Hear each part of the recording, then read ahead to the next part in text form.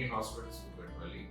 Today I'm here to talk about the health emergencies and that too in this current scenario of COVID pandemic.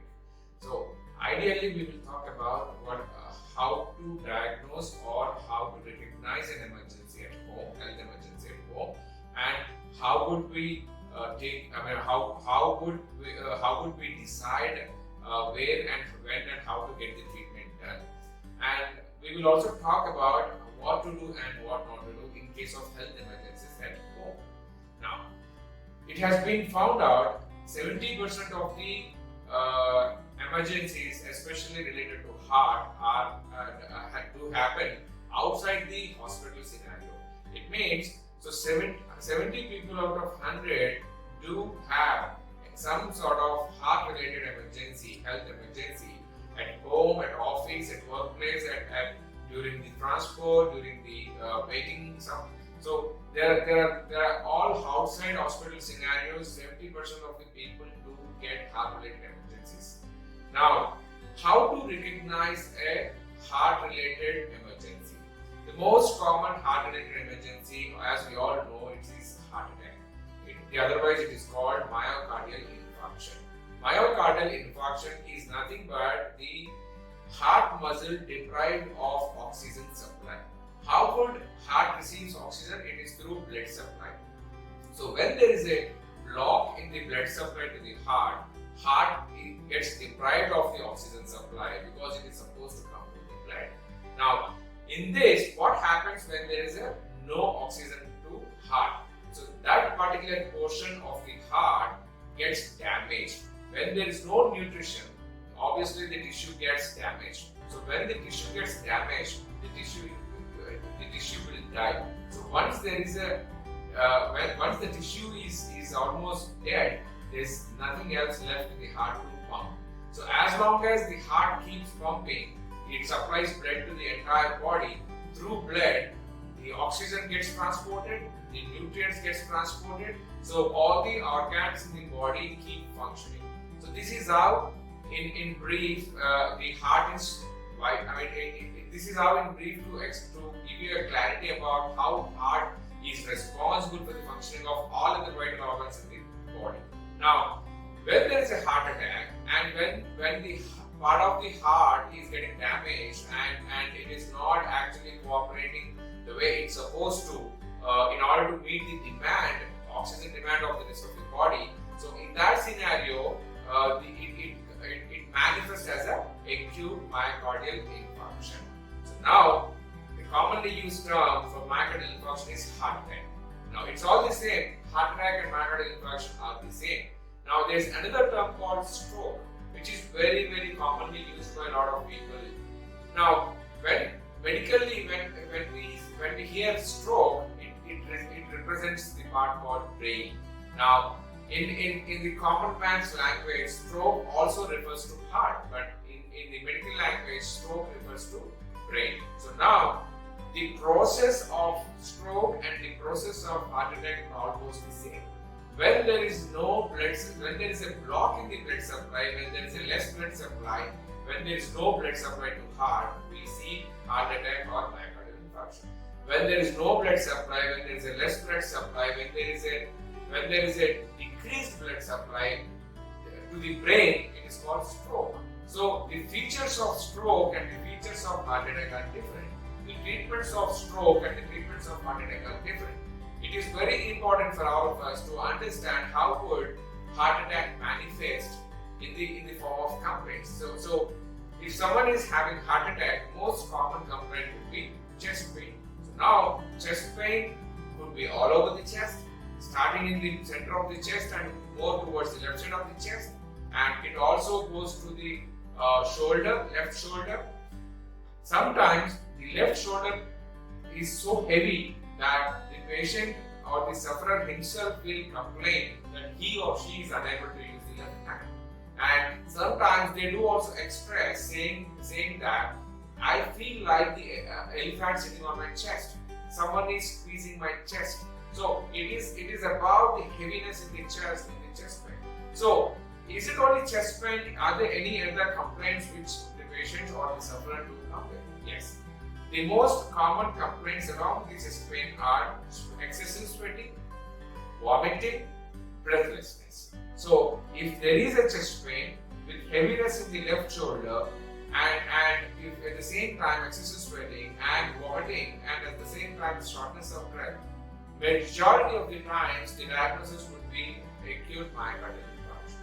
Now you know it is a myocardial infarction. Now once you diagnose or once you understand there is a health emergency and it could be a myocardial infarction, immediately you need to call your doctor on phone and explain him this is what it is being, and on his advice, if there is any kind of a medication that he would suggest you to take or eat immediately before you could even reach hospital, you should do so.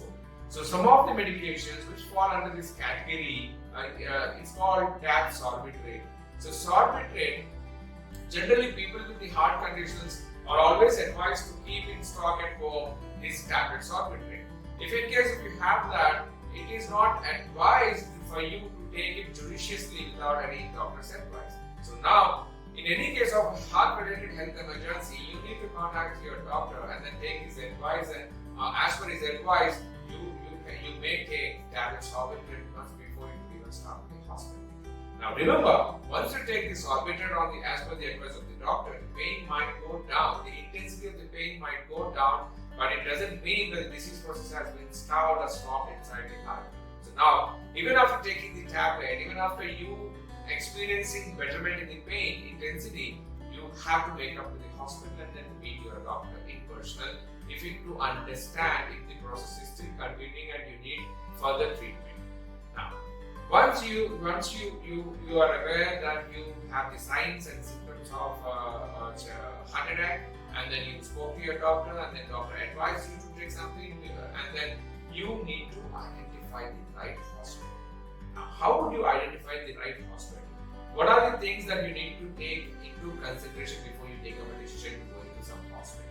So now, first and foremost, you should actually find out a nearby hospital. And the hospital which has got a cath lab facility. Cath lab facility is important for heart-related procedures like angioplasty, angiogram, device, pacemaker insertion. Now, you need to know which are the hospitals nearby which has got cath lab facilities. The hospital should have 24/7 cardiac team availability. The hospital should have a multidisciplinary ICU in place.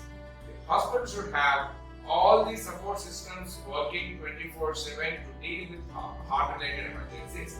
And last but not the least is well-equipped emergency department manned by the qualified professionals. So once you have all this in place and the hospital is nearby, you need to take a decision that you want to go to that hospital with all this in place so that you get the right treatment at right place on right time. Now, so before you would even reach to the hospital, the moment you start, it is your responsibility to inform the hospital that so and so with these complaints is expected there in the 20-30 minutes. So the hospital prepares their team to receive you and then keep everything ready to in case of any emergency and any emergency procedure to be done. Everything is ready to just accept you the moment you're there in the hospital. Now, after reaching to the emergency department, the emergency team would always assess you and do all the required diagnostics in order to diagnose your condition, and at the same time they would also start the initial stabilization that is required and initial treatment that is required. Now, once the diagnosis is confirmed through the several investigations that they do, then they would advise you another confirmatory test called angiogram. An angiogram is usually done by the cardiologist in the cath lab. Now, the cardiology team is the team which decides either the angiogram should be done first and then counsel the patients for the next procedures if required, or they would explain you based on the ECG and the cardiac markers that this patient requires angiogram, might also require angioplasty, so that it's like preparing you for the decision making. Now, once they explain you the procedures that they would like to do or perform on this patient to treat the heart condition, then the ball comes into your court to take the decision. We have observed a lot of people do consume a lot of time in decision making, which in fact affects the heart's recovery. The more the heart muscle is gone, the less the heart becomes. So now every minute is important and every hour is important in order to save the heart. Time is muscle is time when it comes to heart attack. Now, the more the time that you waste in taking decisions, the more the time you're making the muscle die. So you need to be very quick in taking the decision that is good and correct for the patient in that condition. Now, I would like to give you few guidelines on taking up the decision. Always remember, you need to the doctor should explain you the procedure that is trying to perform and name of the procedure and the risks associated with the procedure and procedure done under anesthesia or not. Then he should also explain you the risks, the alternatives, the benefits of the procedure. Now, in case if the doctor is too busy and if he skips out any one of these, it is your responsibility to question them and ask them, may I know what are the alternatives available if I don't want to go ahead with your decision of this particular procedure. So now, you have every right to know and give the consent to the doctor and the hospital to go ahead with the treatment. Now, coming to the consent, what I'm talking about right now. Consent is a document wherein by you officially you declare that the hospital staff and the doctor are allowed to do this procedure on your patient, understanding consciously the risks, alternatives and benefits. Now, usually the consent is taken by the patient. The consent would be preferred. It should be given by the patient. In case the patient is not in a position to give us the consent, then we look at and then we can think of the first line relatives or the blood relatives. Now, most commonly we accept wife, mother, father, brother, wife, mother, father, and kids. In case if none of them are available, then it comes to either brother or sister. So now, once the consent is given, the hospital would take up the patient for the procedure that's supposed to be done. Now, during the procedure, if there is any kind of a change in the plan, the doctor should communicate with you and make you understand what is happening inside. And if there is any change in the plan or it's change in the decision, that needs to be communicated to you very clearly. And if it is required, another consent should be taken because the decision is being changed from the previous consent. Now, once you give the consent and the treatment is done, once the patient gets discharged from the hospital, it is your responsibility again to keep in follow-up with the doctor and follow the orders of the doctor and at least what we suggest, everyone after the discharge should definitely come and see the doctor within 7 to 10 days to understand how the patient is doing. Now, let me also tell you, there are alternatives for heart attack. There are alternative treatments also available for heart attack. Along with angioplasty, there is something called thrombolysis. What do we do in thrombolysis? When the patient is not fit for angioplasty, then we think of thrombolysis. If the patient is out of window period, then we think of thrombolysis. Thrombolysis is nothing but giving a medicine which can dissolve the clot inside the heart so that the clot is broken. Now, there are risks and benefits of this procedure of thrombolysis. So, we usually put in front of you what are the risks and alternatives of thrombolysis, what are the risks and alternatives of angioplasty. So now it's up to you to take the decision, and we will only guide you through the decision making, but we will not force any kind of a decision on you. If you suggest something which is not acceptable or which is not good for the patient, the hospital or the doctor will have the right to educate you on that particular decision making.